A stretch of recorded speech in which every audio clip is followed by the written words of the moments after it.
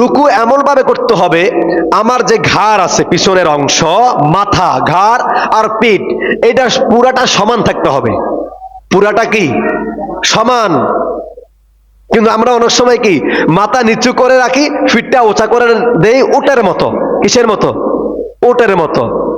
এটা সহি পদ্ধতিতে কি নয়, রুকু নয়।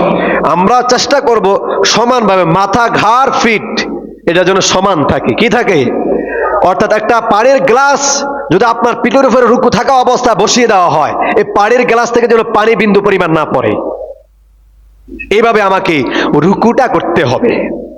তারপরে রুকুতে যাওয়ার পরে কি পড়বো? সুবহানা রব্বিল আযীম। কয়বার পড়বো?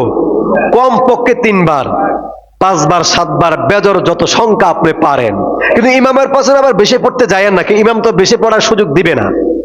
3 বারে পড়ার চেষ্টা করবেন ধীরস্থির ভাবে। কিভাবে? সুবহান রব্বিল আযীম, সুবহান রব্বিল আযীম, সুবহান রব্বিল আযীম, এরকম ধীরস্থির ভাবে পড়বেন। কিন্তু আমাদের কিছু মুসল্লি আছে এভাবে আমরা পড়ি না, আমরা একটার উপর রাখি সুবহানাল্লাহ সুবহানাল্লাহ শেষ, এভাবে পড়ি কিনা অনেকে। এইভাবে অনেকে রুকুর তাসবিহ, সিজদার তাসবিহ গুলা আমরা পড়ে থাকি, এগুলা সহি হলো? সুবহানাল্লাহ সুবহান রব্বিল আযীম সহি হলো না। আপনি কি বললেন? আল্লাহ কি লিখবে, ফেরেশতারা কি লিখবে এখানে বলেন তো? যদি এইভাবে পড়ি সুবহানাল্লাহ সুবহানাল্লাহ এইভাবে যদি পড়ি, ফেরেশতারা কি লিখবে? কিছু লেখার আছে? আর যদি আমি সুন্দর করে ধীরস্থির ভাবে পড়ি সুবহান রব্বিল আযীম, ফেরেশতারা শুনতে পাবে কিনা, তারা লিখতে পারবে কিনা? এই জন্য সহিভাবে সুবহানা সেম সুবহান রব্বিল আলা সেই জায়গায় ধীরস্থির ভাবে পড়বে।